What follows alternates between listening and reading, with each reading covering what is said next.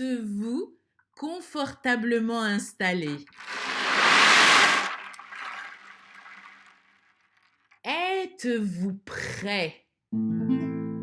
Car c'est l'heure de Madame Gemme. L'heure où Madame Gemme raconte.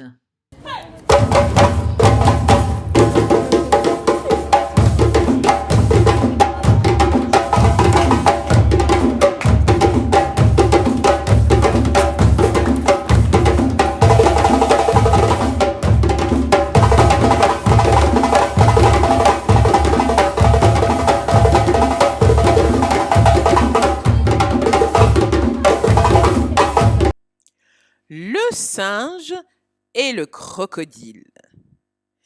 Il était une fois un jeune singe très farceur et qui faisait plus de grimaces que tous ses frères réunis.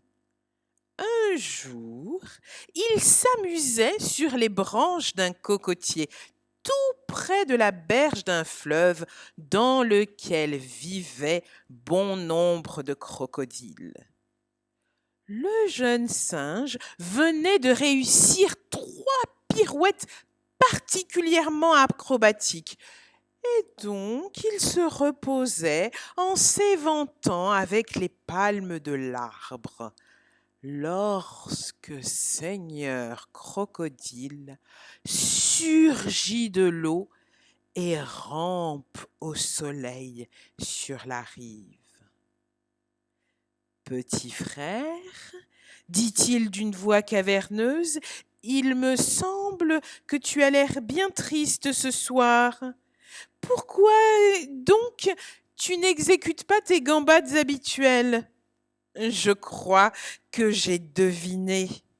Tu as faim et ton cocotier ne porte pas de fruits. Regarde, regarde, l'autre rive là-bas, couverte d'arbres aux belles palmes. Vois-tu toutes ces noix de coco?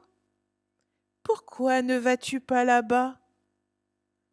Le jeune singe pousse un soupir, se gratte l'oreille et répond: Oncle Crocodile, il y a longtemps que je les ai aperçus, j'en ai même l'eau à la bouche. Mais ces cocotiers, ils sont de l'autre côté du fleuve. Comment faire pour y aller? Je ne sais pas nager. Qu'à cela ne tienne, mon petit ami, je t'y transporterai. Tu me réjouis si bien les yeux avec tes jeux et tes acrobaties que, pour te rendre la gaieté, je vais te charger sur mon dos. Je traverserai le fleuve et en un rien de temps, tu seras de l'autre côté. Grand merci, mon oncle, j'arrive tout de suite, s'écrie le jeune animal sans méfiance. Il descend le long d'une branche et hop, il saute sur le dos de Seigneur Crocodile. Celui-ci se glisse jusqu'à l'eau et la traversée commence. Quand ils sont parvenus au beau milieu du fleuve, là où le courant est le plus vif, Seigneur Crocodile se met à rire. Petit sot! Tu crois n'importe quelle histoire. Si je t'ai pris sur mon dos, ce n'est pas par pitié. Sais-tu que ma chère mère est malade depuis 2 semaines? Et sais-tu que pour la guérir, il n'y a qu'un seul remède? C'est ce qu'a dit le féticheur. Il faut qu'elle mange le cœur d'un jeune singe. Voilà. Voilà pourquoi je te transporte jusqu'à son domicile. Petit singe réfléchit très vite et s'écrie d'un air désolé. Quel malheur! Mes chers oncles, quel malheur! Pourquoi ne l'avez-vous pas dit auparavant? Voilà qu'il nous faut rebrousser chemin.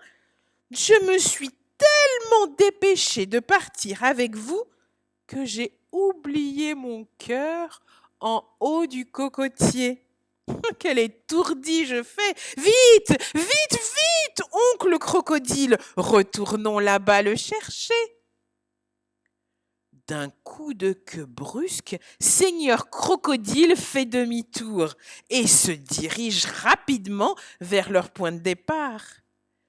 Dès qu'ils sont parvenus sur la berge, Petit Singe saisit la branche qui lui a permis de descendre et hop, en 2 gambades, il est en haut du cocotier.